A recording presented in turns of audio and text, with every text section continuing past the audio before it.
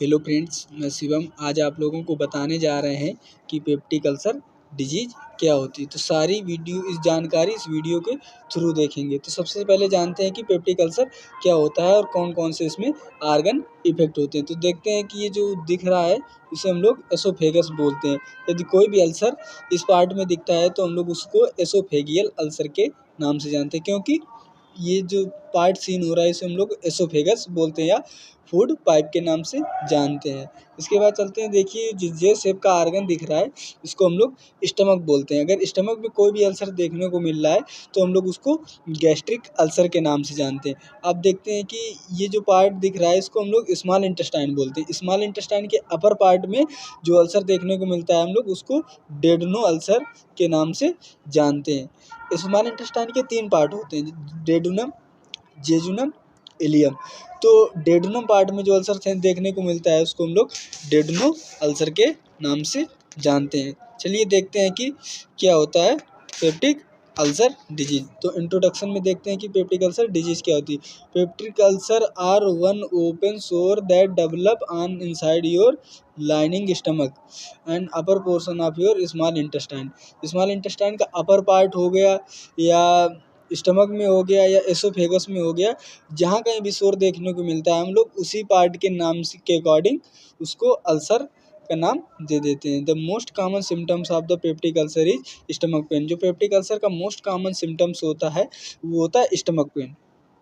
तेज़ी से stomach pain होगा, थोड़े समय के लिए होगा, फिर बंद हो जाएगा, फिर होने लगेगा। ऐसा पेन देखने को मिलता है, जिसलिए हम लोग स्टमक क्रैम्पिंग बोलते हैं। अब देखते हैं कि पेप्टिक अल्सर आर सोर that develop in the lining of stomach.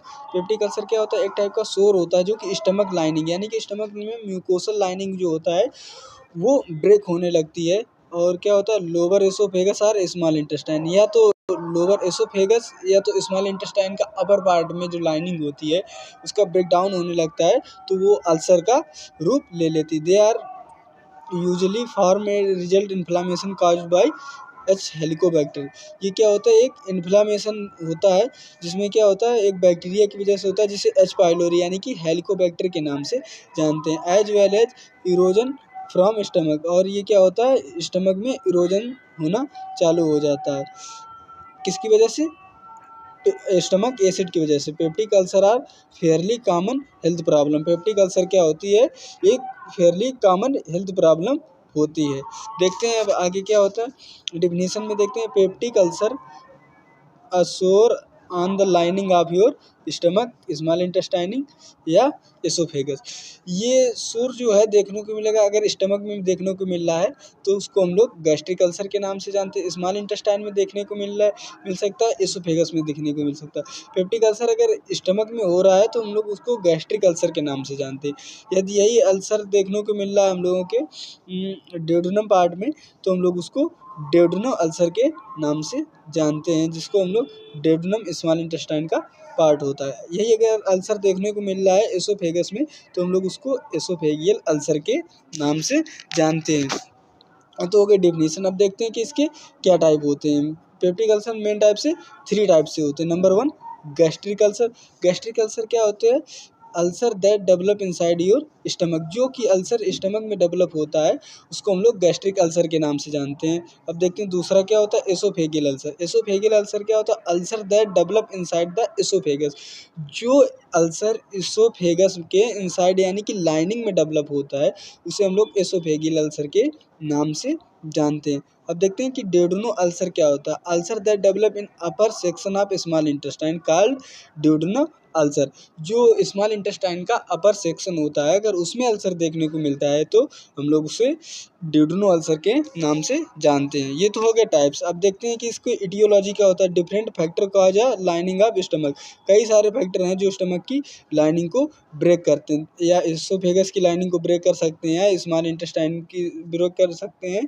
ये कौन कौन से कॉजेज इंक्लूड हो सकते हैं देखते हैं। हेलिकोबैक्टर, एच पाइलोरी जो बैक्टीरिया होता है दैट कॉज अ स्टमक से इन्फेक्शन। ये क्या करता है, स्टमक में इन्फेक्शन काज करता है और इन्फ्लामेशन देखने को मिल सकता है। ये बैक्टीरिया क्या करता है, हम लोगों के एसिड को न्यूट्रलाइज कर देता है और वहाँ पे अपना ग्रोथ चालू कर देता है, जिसकी वजह से क्या होता है, इन्फ्लामेशन देखने को मिलता है। अब देखते दूसरे क्या होता है, फ्रिक्वेंट यूज ऑफ एस्पिरिन। कोई भी एक्सेसिव ड्रग का यूज करने से, जैसे एस्पिरिन हो गई, आइबुप्रोफेन हो गया या एंटी इन्फ्लामेटरी ड्रग हो गई, इनका अधिक यूज करने से क्या करते हैं, increase human people over the age 60 year. जो 60 ईयर के अबव एज होती हैं, अगर वो लोग ज़्यादा एस्पिरिन वगैरह का यूज करते हैं तो उनको इंटरनल ब्लीडिंग होने लगती है, जो कि क्या हो सकता है कि गैस्ट्रिक अल्सर या पेप्टिक अल्सर डिजीज का रूप ले सकते हैं। तो ये तो हो गया एटियोलॉजी। अब देखते हैं और इसकी क्या एटियोलॉजी हो सकती है। स्मोकिंग हो गया, जो भी पर्सन स्मोकिंग करता है तो उसकी क्या होती है, म्यूकोसल लाइनिंग बर्न होने लगती है, जिसकी वजह से क्या हो सकता है, पेप्टिक अल्सर डिजीज हो सकती है। Drinking too much alcohol, alcohol का एक्सेसिव कंज्यूम करने से पेप्टिक अल्सर हो सकता है। रेडिएशन थेरेपी, रेडिएशन थेरेपी में क्या होता है कि जो रेडिएटिव वेव होती है ना, वो सेल्स को डैमेज कर देती है, जिसकी वजह से अल्सर हो सकता है। स्टमक कैंसर, कोई भी अगर स्टमक कैंसर है तो उसकी वजह से वो अल्सर का रूप ले सकता है। आप देखते हैं इसके रिस्क फैक्टर क्या होते हैं। रिस्क फैक्टर में स्मोकिंग हो गया, स्मोकिंग के में क्या है, may be increase the risk peptic ulcer people who are infected with H pylori. ये बता रहा है कि अगर कोई पर्सन स्मोकिंग कर रहा है उसको रिस्क फैक्टर हो सकता है पेप्टिक अल्सर का एच पाइलोरी बैक्टीरिया की वजह से। Drinking alcohol, alcohol can irritate and Erode the mucosal lining. Mucosal lining को क्या करता है, इरोड करता है alcohol. Your stomach and increase the amount of stomach acid, और क्या करता है, स्टमक एसिड के में एसिड को इंक्रीज कर देता है। हैव अनट्रीटेड स्ट्रेस, जो लॉन्ग टर्म तक स्ट्रेस होता है उसको ट्रीट ना किया जा सके, उसकी वजह से क्या होगा कि वो पेप्टिक अल्सर डिजीज में कन्वर्ट हो सकता है। ईट स्पाइसी फूड, स्पाइसी फूड को खाने से पेप्टिक अल्सर हो सकता है। स्पाइसी फूड क्या करता है, जो स्टमक की म्यूकोसल लाइनिंग होता है या डाइजेस्टिव सिस्टम के वो म्यूकोसल लाइनिंग होता है उसको डिस्टर्ब कर देता है, जिसकी वजह से वो अल्सर में कन्वर्ट हो सकता है। ये तो हो गया रिस्क फैक्टर। अब देखते हैं इसकी पैथोफिजियोलॉजी क्या होती है। पैथोफिजियोलॉजी में बताया कि organism attach to the mucus secretion cell, जो म्यूकस सिक्रेशन सेल होती हैं, जो म्यूकस को सिक्रेट करती हैं, माइक्रो ऑर्गेनिज्म उसके साथ अटैच हो जाता है। अटैच होने के बाद क्या करता है, वो उस म्यूकस इस लाइनिंग को या म्यूकस सेल्स को सिक्रेटिंग जो सेल करती हैं उसको धीरे धीरे डैमेज कर देना चालू कर देता है, जिसको हम लोग, जो म्यूकस सिक्रेटिंग सेल होती हैं उसको हम लोग गैस्ट्रिक म्यूकोसा बोलते हैं। गैस्ट्रिक म्यूकोसा से जो भी स्टमक से जो भी वो सिक्रेट होता है एसिड, उसमें इसका साथ उस सेल के साथ अटैच हो जाते हैं और उस सेल को डिजेनरेट करने लगती हैं या डिग्रेड करने लगती है, जिसकी वजह से वो सेल डैमेज होने लगती हैं और वो पेप्टिक अल्सर में या गैस्ट्रिक अल्सर में कन्वर्ट होने लगती है। Production of the large amount of ammonia, यदि अमोनिया का लार्ज अमाउंट में प्रोडक्शन हो रहा है तो वो क्या करेगी, बाय बैक्टीरिया के थ्रू, बाय फ्रॉम यूरिया से अमोनिया का कन्वर्शन हो रहा है तो उसमें क्या होगा, बैक्टीरिया कॉज करेगा। Ammonia neutralise HCl in stomach. अब इसमें बताया गया है कि जो अमोनिया होती है वो HCl एसिड को न्यूट्रलाइज कर देती है। अगर HCl एसिड न्यूट्रलाइज हो जाएगा तो बैक्टीरिया अच्छे से ग्रोथ करेगा। अगर बैक्टीरिया अच्छे से ग्रोथ करेगा तो वो स्टमक की लाइनिंग को ब्रेक करेगा, जो कि अल्सर में कन्वर्ट हो सकता है। Organ survival in the stomach, जो भी आर्गन है अगर वो स्टमक में सर्वाइवल हो रहे हैं, ऑर्गेनिज्म माइक्रो ऑर्गेनिज्म जो है वो सर्वाइवल होने लगेंगे स्टमक में।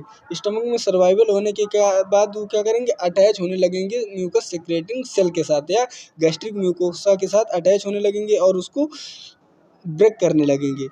फिर क्या होगा, inflammation seen response occur in the stomach.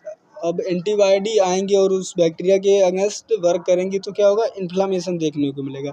जब इन्फ्लामेशन देखने को मिलेगा तो क्या होगा कि inflammatory response damage the mucosa membrane. जो इन्फ्लामेटरी रिस्पॉन्स होता है वो म्यूकोसा मेम्ब्रेन को डैमेज करने लगता है। फिर इसके बाद क्या होता है कि gastric ulcer leads peptic ulcer, और वही जो गैस्ट्रिक अल्सर होता है वो पेप्टिक अल्सर में कन्वर्ट हो जाता है। ये तो हो गई पैथोफिजियोलॉजी। अब देखते हैं कि इसकी क्लिनिकल मैनिफेस्टेशन क्या होता है। चेंज इन अपेटाइट, जो अपेटाइट होता है, भूख का ना लगना, ये भूख का लगना, ये सारी चीज़ें अगर किसी भी पेशेंट को पेप्टिक अल्सर डिजीज हुई है तो उसमें मेन कॉमन सिम्टम्स जो देखने को मिलेगा, चेंज इन अपेटाइट, जो उसकी एपेटाइट है, भूख होगी, उसमें चेंजेस देखने को मिलेंगे। ये तो हो गया चेंज इन एपेटाइट। अब देखते हैं नोजिया क्या होती है। पेप्टिक अल्सर डिजीज की वजह से पेशेंट को नाजिया देखने को मिलेगा, वोमिटिंग फील करेगा वो।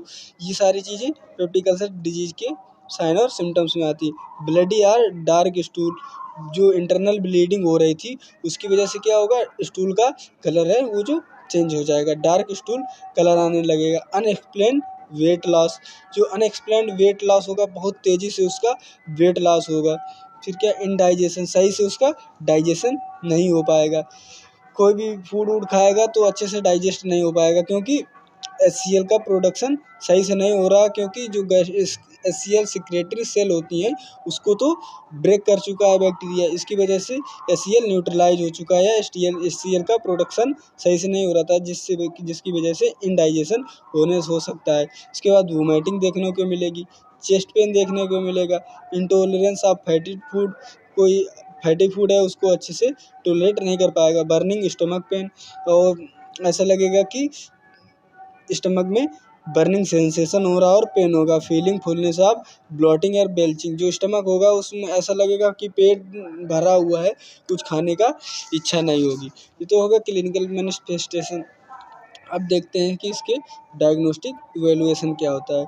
To detect an ulcer, ulcer को डिटेक्ट करने के लिए your doctor first take a medical history. सबसे पहले क्या करेगा, डॉक्टर के पास जाएगा पेशेंट, तो डॉक्टर उससे मेडिकल हिस्ट्री पूछेगा and perform a physical examination. Then उसके बाद फिजिकल एग्जामिनेशन परफॉर्म करेगा। You then may need a undergo diagnostic test such as, और अगर उसको नीड होगी डायग्नोस्टिक टेस्ट करने की तो वो डायग्नोस्टिक टेस्ट भी करेगा। और इसके बाद क्या होगा, लेबोरेटरी टेस्ट कैसे, फायर एच पाइलोरी, जो एच पाइलोरी हेलिकोबैक्टर बैक्टीरिया था उसके लिए लेबोरेटरी टेस्ट करेगा। Your doctor may be recommended test determine whether the bacterium H pylori present in your body, जहाँ भी बैक्टीरिया एच पाइलोरी बैक्टीरिया तुम्हारी body में प्रेजेंट होगा उसको डिटेक्ट करने के लिए टेस्ट करेगा। He may be look H pylori using a blood stool test, और उस एच पाइलोरी बैक्टीरिया को डिटेक्ट करने के लिए वो स्टूल या ब्लड टेस्ट भी करा सकता है। इंडोस्कोपी के थ्रू क्या देखते हैं, इंडोस्कोपी क्या होती है, your doctor may use a scope to examine your upper digestive system. Doctor क्या करेगा, एक इंडोस्कोपी एडवाइस करेगा, उसमें क्या होगा कि उसको अपर डाइजेस्टिव सिस्टम को देखने के लिए during endoscopy your doctor please hollow tube, कि डॉक्टर क्या करेगा, एक हॉलो ट्यूब का यूज करेगा जो कि tubed oesophagus stomach and small intestine, और वो कहाँ तक जाएगी, एसोफेगस स्टमक और स्मॉल इंटेस्टाइन तक जाएगी उस चीज़ को, अल्सर को डिटेक्ट करने के लिए। Using the endoscope your doctor looks for the ulcer, ये सारी चीज़ें प्रोसेस करता है डॉक्टर अल्सर को डिटेक्ट करने के लिए। If your doctor detect ulcer A small tissue sample biopsy, या तो उस अल्सर को डिटेक्ट करने के लिए जो डॉक्टर है एडवाइस करेगा टिश्यू बायोप्सी के लिए। May be remove the examination in lab, और क्या करेगा, उस रिमूव पार्ट को एग्जामिन के लिए लैब में भेजेगा। A biopsy also identify whether the H pylori in your stomach is lining, और उस टिश्यू बायोप्सी के थ्रू हम लोग पता कर लेंगे कि एच पाइलोरी बैक्टीरिया स्टमक की लाइनिंग में है या कैसे ब्रेक कर रहा है। इस सारी चीज़ के थ्रू एच पाइलोरी बैक्टीरिया को डिटेक्ट कर लिया जाता है। Your doctor more like to recommended endoscopy if you are older, you have sign bleeding, or have experiences recent weight loss, difficulty eating, swallowing. If the endoscope show ulcer in your stomach and follow the endoscopy should be performed after treatment so it healed even if your its symptoms improve, और endoscopy के through वो ulcer को detect कर लेगा और उसके according treatment provide करेगा। Upper gastrointestinal series, upper gastrointestinal series क्या होता है, sometimes called barium swallow, the series of X ray of your upper digestive system creates image of your oesophagus stomach and small intestine. अगर कोई भी patient को ulcer देखने को मिल रहा है तो डॉक्टर एडवाइज करेगा क्या चीज़, कि बेरियम सैलो, मतलब बोलेगा कि बेरियम को निगल लो। बेरियम क्या होता है, एक टाइप का केमिकल या डाई होती है जो कि पेशेंट निगलेगा तो एक्सरे में उस इमेज को कैच कर लिया जाएगा। बेरियम जहाँ पे भी जाएगा और जहाँ पे अल्सर होगा वहाँ की चीज़ को एकदम डाई कर देगा और जो अल्सर होगा वो अच्छे से विजुअलाइज हो जाएगा। जैसे विजुअलाइज हो जाएगा और उस इमेज को एक्सरे में कैच कर लिया जाएगा और उसे अल्सर को डिटेक्ट कर लिया जाएगा। या वो स्टमक में भी हो सकता है अल्सर, या एसोफेगस में भी हो सकता है, या स्मॉल इंटेस्टाइन में भी हो सकता है। कहीं पे भी अल्सर होगा वो एक्सरे में कैच हो जाएगा। देखते हैं during X ray you swallow white liquid containing barium, जो भी बेरियम का कंटेंट होगा उसको वाइट लिक्विड होगा उसको आपको निगलने के लिए बोला जाएगा। That quotes your digestive tract, और क्या करेगा वो, and makes your ulcer more visual, और जो भी अल्सर है उसको इजीली सीन हो जाएगा। मैनेजमेंट क्या होता है इसका, मैनेजमेंट देखते हैं कि मेडिकल मैनेजमेंट क्या कहते हैं। The treatment for peptic ulcer depends on cause, जो पेप्टिक अल्सर का मैनेजमेंट होता है उसको कॉज के अकॉर्डिंग डिपेंड करता है कि अगर बैक्टीरिया से हुआ है तो उसका मेडिकल मैनेजमेंट क्या होगा, यदि अल्कोहल कंज्यूमिंग की वजह से हो रहा है तो उसका मेडिकल मैनेजमेंट क्या होगा। सारे मैनेजमेंट अकॉर्डिंग टू काज की कंडीशन के अकॉर्डिंग सारे मैनेजमेंट अलग अलग से चलते हैं। Usually treat involve the killing the H pylori, killing the H pylori मतलब उस पेशेंट को अगर एच पाइलोरी बैक्टीरिया की वजह से पेप्टिक अल्सर हुआ है तो इसकी वजह से क्या होगा, जो उसका ट्रीटमेंट होगा वो उसी हिसाब चलेगा। Eliminating bacteria if the present eliminating और रिड्यूस यूज ऑफ NSAID, ये बैक्टीरिया को रिड्यूस करने के लिए non steroidal anti inflammatory drugs चलाएंगे इफ पॉसिबल, यदि यह पॉसिबल होगा। The helping your ulcer to heal the medication, और डॉक्टर एडवाइज करेगा कि मेडिकेशन से जो अल्सर हो रहा है उसको हील कर दिया जाए या ट्रीट कर दिया जाए। अब देखते हैं कि antibiotic medication to kill the H pylori bacteria, कौन कौन सी एंटीबायोटिक्स होती हैं जो एच पाइलोरी बैक्टीरिया को किल करने के लिए डॉक्टर एडवाइज करता है। अब देखो इसके अंदर क्या बताया गया, if H pylori is found in your digestive tract, यदि वो बैक्टीरिया तुम्हारे डाइजेस्टिव ट्रैक्ट में पाया गया है तो your doctor may be recommended combination antibiotics to kill the bacteria, combination antibiotics चलाएगा बैक्टीरिया को किल करने के लिए। और एग्जाम्पल के थ्रू देखते हैं कि वो कौन कौन सी एंटीबायोटिक होंगी। एमॉक्सिसिलिन होगी, एमॉक्सिसिलिन या एमॉक्सिल बोलते हैं उसको। फिर इसके बाद होती क्लैरिथ्रोमाइसिन, क्लैरिथ्रोमाइसिन होगी, और या तो मेट्रोनिडाजोल होगी जिसे हम लोग मेट्रोजिल या फ्लैजिल के नाम से जानते हैं। टिडिनाजोल होगा, टिनिडाजोल, उसके बाद टेट्रासाइक्लिन एंड लीवोफ्लॉक्सासिन, ये तो हो गए एंटीबायोटिक्स उस बैक्टीरिया को किल करने के लिए। Medication that block acid production, अब कोई भी मेडिसिन देंगे जो उस एसिड प्रोडक्शन है उसको ब्लॉक कर देगा। एंड प्रमोट द हीलिंग, और उस अल्सर को हील होने को प्रमोट करेगा। प्रोटॉन पंप इनहिबिटर, अब मेडिसिन जो दी जाएंगी वो प्रोटॉन पंप इनहिबिटर होंगी जो आल्सो कॉल्ड PPIS होती है। ये reduce the stomach acid blocking action the part of cell that reduce acid, ये क्या करती हैं, जो भी एक्शन एसिड ब्लॉकिंग एक्शन करती हैं किसी भी पार्ट में या सेल के कहीं से भी प्रोडक्शन हो रहा है उस सेल्स के प्रोडक्शन से जो भी HCl या एसिड निकल रहा है उसको निकलने में हेल्प करेंगी।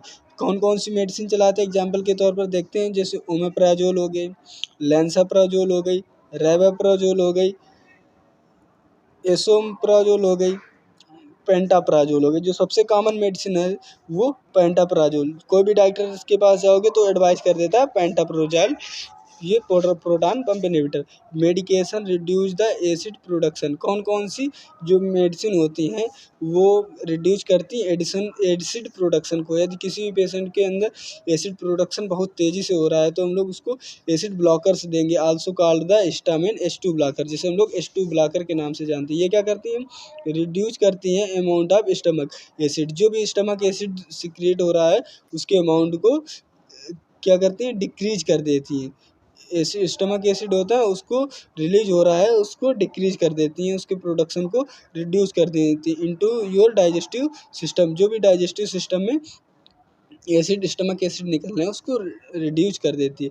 विच रिलीव अल्सर पेन, जो क्या करता है अल्सर पेन में रिलीव मिलता है। इनकरेज द हीलिंग, और जो भी वुंड है या अल्सर है उसको हील में इनकरेज या हेल्प करती हैं। अवेलेबल बाय प्रिस्क्रिप्शन, और ये कैसे लेना होती है, बाय प्रिस्क्रिप्शन, अगर डॉक्टर प्रिस्क्राइब करे तभी लो, बिना प्रिस्क्राइब करने से ये इसके साइड इफेक्ट भी होते हैं। Over the counter acid blockers include the medication, कौन कौन सी मेडिकेशन इसमें H2 ब्लॉकर्स में बताए गए वो देखते हैं। फोमेटिडिन हो गई, सिमेटिडिन हो गई, निजाटिडिन। ये मेडिसिन जो होती है रिड्यूस कर देती है एसिड के प्रोडक्शन को, जिसको हम लोग H2 ब्लॉकर के नाम से जानते हैं। अब देखते हैं क्या होगा। तो medication that protect the lining of your stomach and small intestine. वो मेडिसिन देखते हैं कि जो कि स्टमक की लाइनिंग और स्मॉल इंटेस्टाइन की लाइनिंग को प्रोटेक्ट करती हैं या बचाती हैं। वो कौन कौन सी मेडिसिन है उसके थ्रू देखते हैं क्या होता है। इन some cases your doctor may भी प्रिस्क्राइब मेडिकेशन कॉल्ड, जिसे लोग बोलते हैं सिस्टोप्रोटेक्टिव एजेंट्स। सिस्टोप्रोटेक्टिव एजेंट्स जो होते हैं that help protect tissue they in lining your stomach and small intestine. जो स्टमक या स्मॉल इंटेस्टाइन में लाइनिंग होती है उसको प्रोटेक्ट करता है। कौन होता है? ये होता है सिटोप्रोटेक्टिव एजेंट होते हैं। ये प्रिवेंट करते हैं स्टमक या स्मॉल इंटेस्टाइन की लाइनिंग को ब्रेक डाउन होने से। Options include the prescriptions medication, ये क्या सक्रालफेट एंड मिसोप्रोस्टोल। जो सक्रालफेट होता है एंड मिसोप्रोस्टोल होती है, ये मेडिसिन उससे प्रिवेंट कराती हैं। कॉम्प्लिकेशंस क्या होते हैं इसके, आइए कॉम्प्लिकेशन देखते हैं। परफोरेशन हो सकता है, a hole develop in the lining of your stomach और स्मॉल इंटेस्टाइन। जो भी अगर शोर सीवियर कंडीशन में होता चला जा रहा है तो वो परफोरेशन का रूप ले सकता है। यह भी स्मॉल इंटेस्टाइन में भी हो सकता है, स्टमक में भी हो सकता है, और इसके बाद ये एसोफेगस में हो सकता है। कैन कॉज इन्फेक्शन, ये इन्फेक्शन की वजह से हो सकता है। A sign of protect ulcer sudden severe abdominal pain, और इसमें साइन और सिम्टम्स क्या देखने को मिलेगा कि सडन सीवियर एब्डोमिनल पेन होगा, अनटोलरेटेबल एब्डोमिनल पेन होगा जिसको टॉलरेट नहीं किया जा सकता। सेकेंड देखते हैं क्या, इंटरनल ब्लीडिंग। इंटरनल ब्लीडिंग में क्या होता है, bleeding ulcer can result in the significant blood loss. इसमें क्या होगा, bleeding ulcer can result is a significant blood loss, बहुत तेज़ी से ब्लड लॉस होगा क्योंकि परफोरेशन हो चुका है। इंटरनल ब्लीडिंग देखने को मिलेगी। थस द रिक्वायर्ड हॉस्पिटलाइजेशन, तो उसमें हॉस्पिटलाइजेशन की तुरंत रिक्वायर्ड होती है। अगर उसको हॉस्पिटलाइजेशन नहीं किया गया तो पेशेंट की इवन डेथ भी हो सकती है। Sign of a bleeding ulcer include the light headedness and dizziness and black stool. उसको ब्लैक स्टूल देखने को मिल सकती है, डिजीनेस देखने को मिल सकती है, लाइट हेडनेस देखने को मिल सकती है। ये कॉम्प्लिकेशन देखने को मिल सकती है। स्कार टिश्यू क्या होता है, this is a thick tissue that develop after the injury after an injury के बाद जो भी स्कार फॉर्मेशन होने लगता है, टिश्यू का स्कार होने लगता है, उसे हम लोग स्कार टिश्यू फॉर्मेशन बोलते हैं। This tissue makes difficult for food to pass the through the digestive tract. ये क्या करते हैं, जैसे कहीं पर भी स्कार टिश्यू फॉर्मेशन हो गया तो वो उस फूड पाइप को ब्लॉक करने लगेगा। जब फूड पाइप ब्लॉक हो जाएगा, माना कि ये फूड पाइप है और यहाँ पे ये स्कार टिश्यू होने लगे, और कोई भी फूड आएगा तो यहाँ से इजी पास नहीं हो पाएगा, यहाँ तक इजीली नहीं आ पाएगा। तो इस स्कार फॉर्मेशन के थ्रू डाइजेस्टिव ट्रैक होता है, वो क्या होता है, ब्लॉक होने लगता है। Sign of scar tissue include the vomiting and weight loss. और अगर स्कार टिश्यू फॉर्मेशन हो रहा है तो उसमें साइन सिम्टम्स क्या देखने को मिलेंगे, वोमिटिंग एंड वेट लॉस देखने को मिलेगा। अब देखते हैं इसकी प्रिवेंशन क्या होते हैं। प्रिवेंशन में क्या देखते हैं, certain life style choice the habits and can reduce your risk of developing peptic ulcer. अगर आपकी लाइफ स्टाइल चेंज हो जाती है तो उससे क्या होता है, कई सारी हेल्प मिलती है, कई सारी डिजीज कम हो जाती है, पेप्टिक अल्सर डिजीज कम हो जाती है लाइफ स्टाइल चेंज करने की वजह से। जैसे कि कौन कौन सी लाइफ स्टाइल है, not drinking more than 2 alcoholic beverage as a day. Alcohol का कंजप्शन को कम कर देना है या एल्कोहल को बिल्कुल ही ड्रिंक नहीं करना है। Not mixing alcohol with medication, कोई भी ड्रग्स लेते टाइम एल्कोहल को मिक्स नहीं करना है। Washing your hands, proper hand washing करनी, फ्रिक्वेंटली अवॉइड इन्फेक्शन को अवॉइड करने के लिए हैंड वॉशिंग करना है, क्लीनिंग जोन प्रोवाइड करना है। Limiting your use of ibuprofen aspirin, कोई भी ड्रग है उसके एक्सेसिव यूज नहीं करना है, उसको लिमिट में यूज करना है। SOS यदि उसकी नीड हो तभी यूज करना है। तो होगा प्रिवेंशन। अब देखते हैं इसका नर्सिंग मैनेजमेंट क्या होता है। एडमिनिस्टर प्रिस्क्राइब्ड मेडिकेशन, यदि डॉक्टर ने जो भी मेडिकेशन प्रिस्क्राइब की है उसी को एडवाइज करना है या उसी को इनटेक करना है। कोई भी ऐसी मेडिसिन अपने बिन प्रिस्क्रिप्शन से नहीं लेनी है, सारी मेडिसिन प्रिस्क्राइब्ड होनी चाहिए वही लेना है। मेडिकेशन में भी इंक्लूड एंटासिड, वो मेडिकेशन एंटासिड हो सकती हैं, एंटीकोलिनर्जिक हो सकती हैं, हिस्टामिन रिसेप्टर्स हो सकती हैं, एंटागोनिस्ट हो सकती हैं, प्रोटॉन पंप इनहिबिटर हो सकती हैं, म्यूकोसल प्रोटेक्टिव एजेंट हो सकती है। ये जो मेडिसिन होती हैं ये अल्सर्स को प्रिवेंट कराती है, अल्सर से प्रिवेंट कराती हैं, उस अल्सर को हील कराती हैं। मेडिकेशन फॉर अल्सर को जो मेडिकेशन होती हैं वो अल्सर के लिए कौन कौन सी होती है? एच पाइलोरी इंक्लूड बिस्मथ सबसेलिसलेट, जो एच पाइलोरी बैक्टीरिया के लिए यूज होती हैं, जो अल्सर को प्रिवेंट कराती हैं वो बिस्मथ सबसेलिसलेट होती है, जिसे हम लोग बिस्मथ सबसेलिसलेट के नाम से जानते हैं। एक हो गए मेट्रोनिडाजोल हो गई, मेट्रोनिडाजोल जिसे मेट्रोजिल के नाम से जानते हैं। टेट्रासाइक्लिन एंटीबायोटिक हो गई। These medication administered together eradicate H pylori in the gastric mucosa, ये मेडिसिन गैस्ट्रिक म्यूकोसा को प्रिवेंट कराने के लिए दी जाती है। Provide client to family teaching, जो भी क्लाइंट है और उसकी फैमिली है उसको टीच करेंगे कि अपनी सेडेंटरी लाइफ स्टाइल को चेंज करें, जैसे स्मोकिंग को बिल्कुल ही अवॉइड कर दें। Instruct the patient to client to quit the smoking which decrease the secretion of bicarbonate from the pancreas into the duodenum and resulting increase the acidity in the duodenum. ये क्या करता है? Instruct the client, हम लोग client को advise करेंगे कि जो स्मोकिंग है उसको बिल्कुल ही बंद कर दें, क्योंकि स्मोकिंग करने से क्या होता है? बाइकार्बोनेट का सिक्रेशन होता है, secretion of bicarbonate from pancreas, pancreas से सिक्रेशन होता है बाइकार्बोनेट, जो कि क्या करता है? वो एसिडिटी को इंक्रीज कर देता है, इंक्रीज कर देता है एसिडिटी को इंक्रीज कर देता है, जिसकी वजह से क्या होता है? अल्सर होता है। उस म्यूकोसल लाइनिंग को, वो एसिड जो होता है म्यूकोसल लाइनिंग को ब्रेक करने लगता है, जिसकी वजह से अल्सर हो जाता है।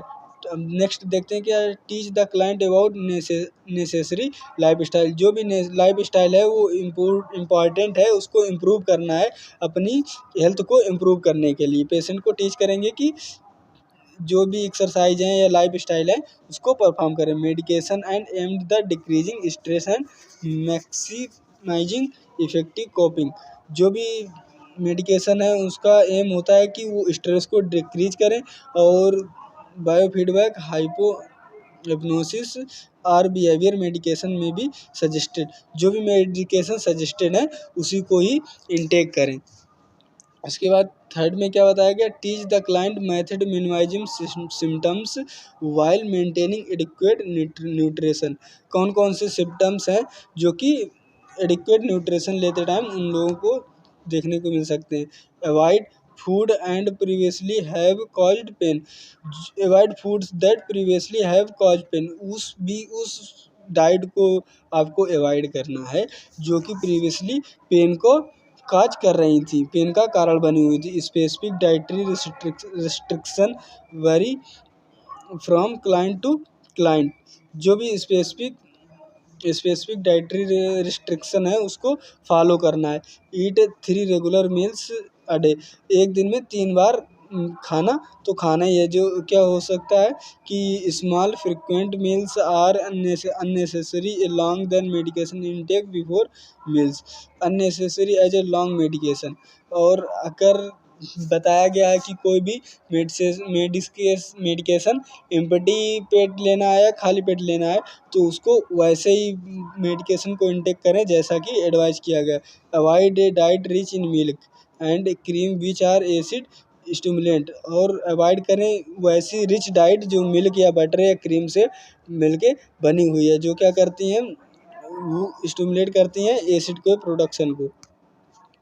अब फोर्थ में क्या बताएगा? Prepare the client for diagnostic procedure, patient को प्रिपेयर करेंगे डायग्नोस्टिक प्रोसीजर के लिए, कैसे कैसे उस डायग्नोस्टिक प्रोसीजर होंगे। And provide post procedure care या पोस्ट ऑपरेटिव केयर, उसके बाद क्या पोस्ट प्रोसीजर केयर प्रोवाइड करेंगे। तो देखते हैं क्या होता है। Prepare for barium swallow include no oral intake after midnight, उसको टीच करेंगे कि अगर आपका बेरियम सैलो होने जा रहा है तो कोई भी इनटेक नहीं, ओरली इनटेक नहीं करना है मिडनाइट, उस आफ्टर मिडनाइट से नहीं करना है। Possible laxative to clean the GI tract, laxative use करेंगे उसके जीआई ट्रैक्ट यानी गैस्ट्रो इंटेस्टाइनल ट्रैक्ट को क्लीन करने के लिए, क्योंकि अच्छे से अल्सर विजुअलाइज हो जाए, क्योंकि प्रोसेस जो होने जा रहा है उससे हम लोग अल्सर को ही डिटेक्ट करेंगे। आफ्टर बेरियम सैलो, यदि बेरियम सैलो कर लिया गया उसके बाद एडमिनिस्टर करेंगे ए लग्जेटिव, यदि लग्जेटिव नीड होगी तो उसको एडमिनिस्टर करेंगे। If the indicate the prevent constipation, किस लिए? कॉन्स्टिपेशन से प्रिवेंट करने के लिए हम लोग उसको लग्जेटिव देंगे। स्टूल आर मॉनिटर अंटिल, देखते हैं क्या, stool are monitor until all barium has been eliminate, stool are monitored until all barium has been eliminate, जो भी बेरियम है उसको मॉनिटर्ड करेंगे जब तक कि वो पूरा एलिमिनेट नहीं हो जाता है। अब 5 पॉइंट में देखते हैं क्या था, for the client undergoing gastroscopy, अब पेशेंट क्या है गैस्ट्रोस्कोपी के लिए जा रहा, obtain informed consent and instruct the client not eat nor drink anything 8 hours before the procedure, procedures के 8 घंटे पहले कुछ नहीं लेना है, एम्प्टी ही पेट रहना है। आफ्टर प्रोसीजर के बाद assess the gap reflex before the client consume food और फ्लूइड, और उसके बाद चेक करेंगे कि गैग रिफ्लेक्स देखेंगे फूड कंज्यूम करने या फ्लूइड कंज्यूम करने के बाद कोई भी रिफ्लेक्स तो नहीं आ रहा है। फिर मॉनिटर करेंगे for sign procedure, pain, bleeding and abdominal distension, ये सारे सिम्टम्स को हम लोग मॉनिटर करेंगे कि पेशेंट को कहीं पर भी पेन तो नहीं हो रहा, ब्लीडिंग या एब्डोमिनल डिस्टेंशन तो नहीं हो रहा है। नंबर 6 क्या होता है, prepare the client for surgery if indicated, यदि पेशेंट को सर्जरी का इंडिकेशन मिल चुका है कि विदाउट सर्जरी नॉट ट्रीटेड, तो क्या करेंगे, ulcer that have not respond to treated after 12 या 16 वीक्स लाइफ थ्रेटनिंग हेमरेज और perforation, ulcer that have not respond to treat after 12 या 16 वीक्स से पहले उसको ट्रीट नहीं किया जा सकता यदि हेमरेज या परफोरेशन हो चुका है। प्री ऑपरेटिव केयर क्या होगी, प्री ऑपरेटिव केयर में देखते हैं ऑब्टेन इन्फॉर्म कंसेंट, ऑब्टेन क्या करेंगे, प्राप्त करेंगे जो भी इंफॉर्मेशन है उस कंसेंट से related. Clear the empty and GI tract administration, फिर क्या करेंगे, उस जीआई ट्रैक्ट को एम्प्टी करेंगे और administering enemas and allowing nothing by mouth, और उसको बोलेंगे कि कोई भी चीज़ मुंह से नहीं लेनी है, ओरली नहीं खानी है। अब देखते हैं पोस्ट ऑपरेटिव केयर में क्या होता है, पोस्ट ऑपरेटिव केयर में ensure the nasogastric tube, surgical place, जो भी नेजोगैस्ट्रिक एनजी ट्यूब होती है वो सर्जिकली प्रोसीजर से वो प्लेस की गई है इन द मैनुप्लेट इज नॉट मैनुप्लेट, उसको मॉनिटर करेंगे कि वो कहीं मैनुप्लेट तो नहीं हो गई। Observe the nasogastric tube aspirate, और मॉनिटर करेंगे कि वो जो एनजी ट्यूब है वो एस्पिरेट तो नहीं हो गई है। Assess the surgical dressing, then इसके बाद असेस करेंगे कि सर्जिकल ड्रेसिंग जो हुई है उसमें कोई लूजिंग तो नहीं आ रही, सूचर्स लूज तो नहीं हो गए, ये सारी चीज़ें असेस करेंगे। Provide routine post operative care, जो भी पोस्ट ऑपरेटिव रूटीन केयर होती है उसको फॉलो करेंगे। प्रोवाइड डिस्चार्ज टीचिंग, और पेशेंट को बताएंगे कि डिस्चार्ज के बारे में।